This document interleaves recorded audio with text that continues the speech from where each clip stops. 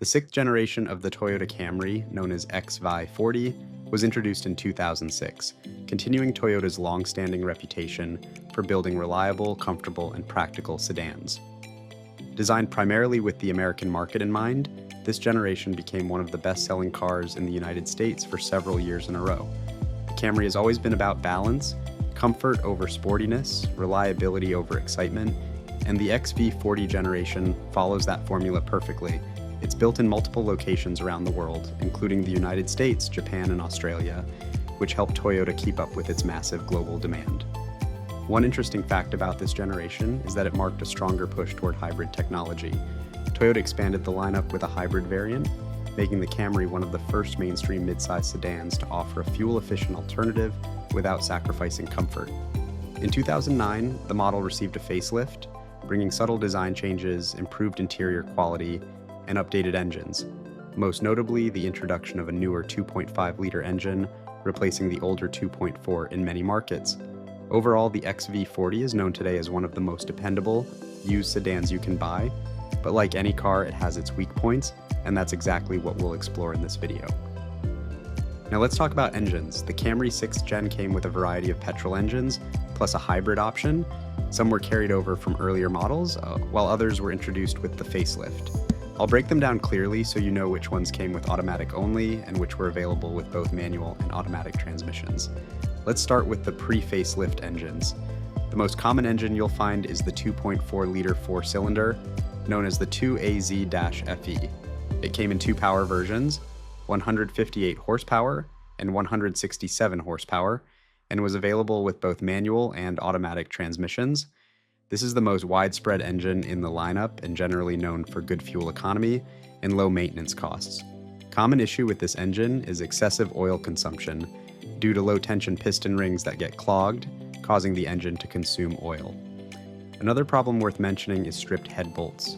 Particularly in 2002 to 2006 models, the aluminum block threads for the cylinder head bolts can strip, leading to coolant leaks, overheating, and massive engine damage.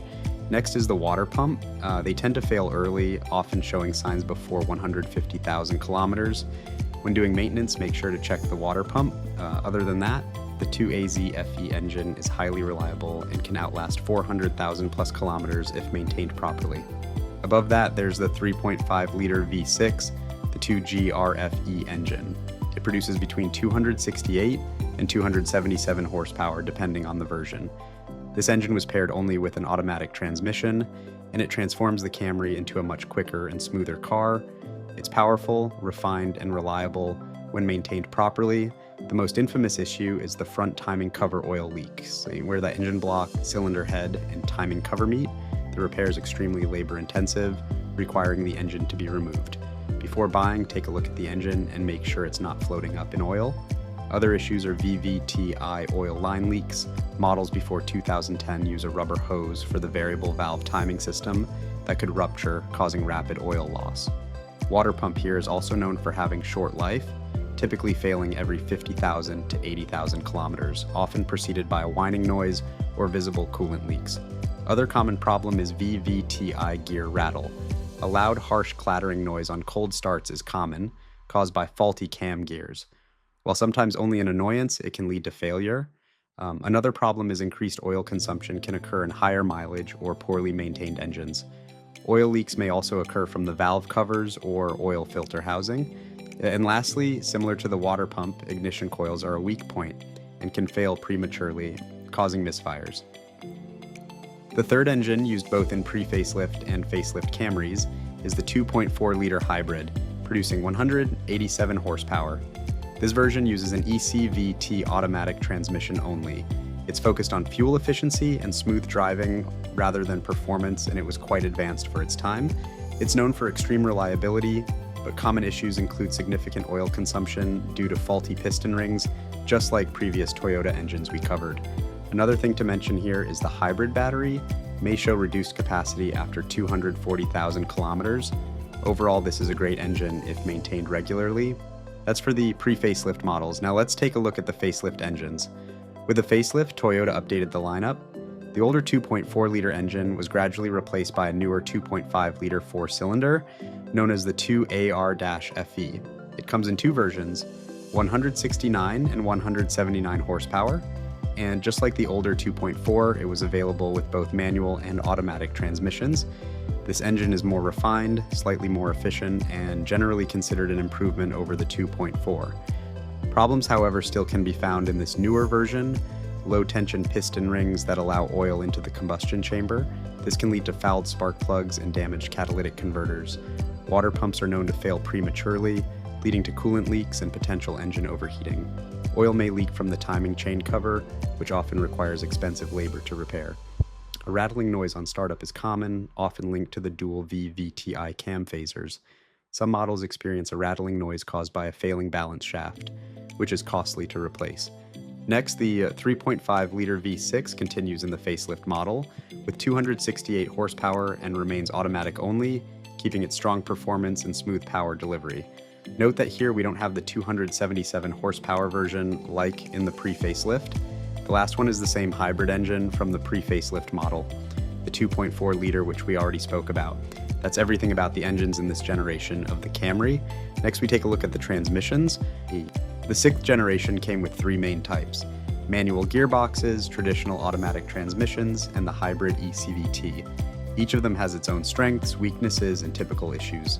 The manual transmission in the Camry is quite rare, especially in markets like the United States, but it does exist mainly in Europe and some other regions. It came in both 5-speed and later 6-speed versions, depending on the engine and year. In terms of reliability, these gearboxes are generally very solid. Toyota manuals are known for being durable, and the Camry is no exception. There are no major widespread design flaws, and most problems come down to wear and tear over time. The most common issues are related to the clutch rather than the gearbox itself. Clutch wear is expected, especially if the car has been driven aggressively or mostly in city traffic.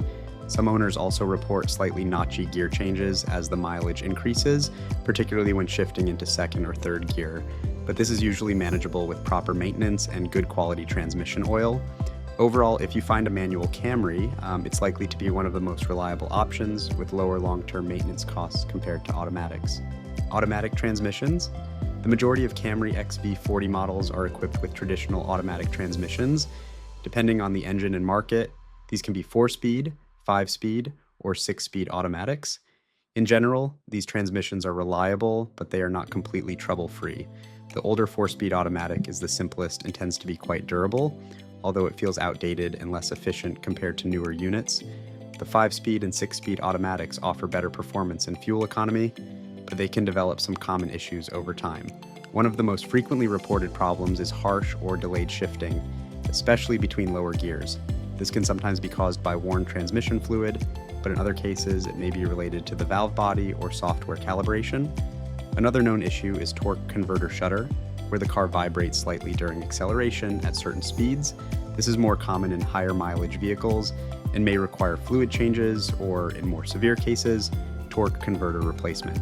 Despite these issues with regular maintenance, especially timely transmission fluid changes, these automatics can last a long time. However, neglecting maintenance can lead to expensive repairs. The last transmission we're going to talk about is the ECVT used in hybrid models. The hybrid Camry uses an electronic continuously variable transmission, or ECVT, which is completely different from a traditional automatic gearbox. Instead of gears, it uses a planetary gear system combined with electric motors to deliver smooth and seamless acceleration. In terms of reliability, the ECVT is actually one of the strongest points of the hybrid system. It has fewer moving parts compared to conventional transmissions, and there is no traditional clutch or torque converter to wear out. Common problems are relatively rare, but when they do occur, they are usually related to the hybrid system as a whole, rather than the transmission itself. For example, issues with the hybrid battery or inverter can affect how the transmission behaves. Some drivers also report a rubber band feeling during acceleration, where the engine revs don't match the speed increase, but this is normal behavior for a CVT and not a fault.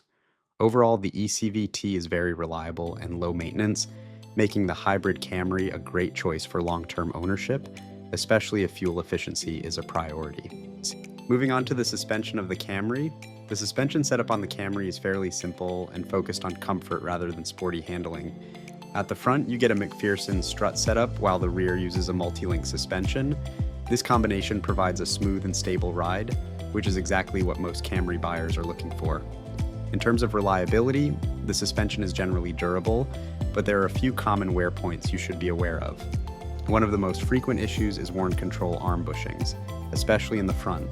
Over time, these rubber bushings crack and soften, leading to vague steering, uneven tire wear, and knocking noises over bumps. In many cases, replacing the entire control arm is the easiest solution. Another common problem is worn stabilizer bar links and bushings. These are relatively cheap parts, but they tend to wear out faster, especially on rough roads. When they fail, you'll usually hear a clunking noise when driving over small bumps. The shock absorbers and struts also wear out with mileage, typically after 150,000 to 200,000 kilometers. When that happens, the car starts to feel bouncy, less stable at higher speeds, and less comfortable overall. At the rear, the multi-link setup is generally reliable, but some owners report worn bushings over time, which can affect alignment and tire wear. However, major failures are not common. Overall, the suspension is not problematic, but it does require regular maintenance as the car ages. Other notable issues to mention: on V6 models, there are occasional reports of oil line leaks, particularly from the rubber section of the oil cooler hose. Toyota actually issued updates for this problem, replacing rubber lines with more durable metal ones. You may encounter failing engine mounts, especially on higher mileage cars. When mounts wear out, they cause increased vibration in the cabin, particularly at idle or during acceleration. Another minor but very common issue is dashboard melting or cracking, especially in hot climates. This doesn't affect the driving, but it does impact the interior appearance and resale value. Electrically, the Camry is quite solid, but you may see faulty sensors over time, things like oxygen sensors or tire pressure sensors. Nothing unusual for a car of this age. So to wrap everything up, the Toyota Camry 6th generation is exactly what you expect from a Camry: comfortable, practical, and built to last. It's not the most exciting car to drive, but that's not its purpose. This is a car designed to start every day, get you where you need to go, and do it without drama.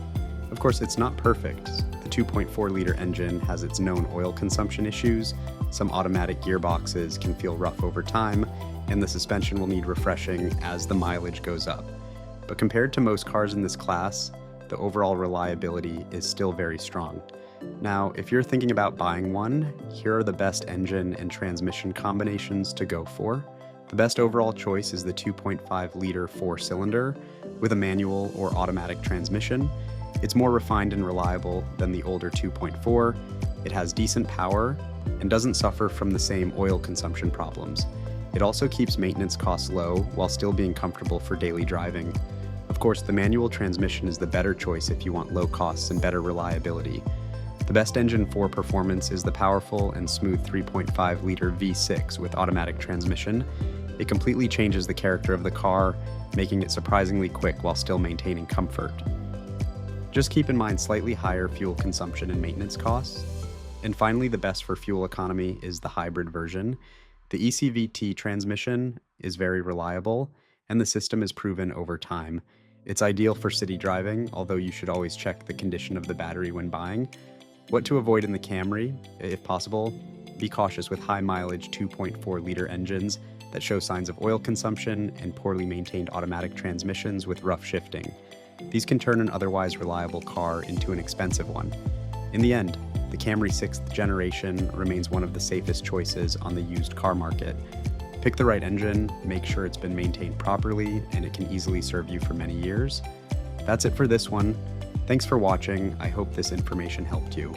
Leave a comment on what car we should do next, and see you in the next video.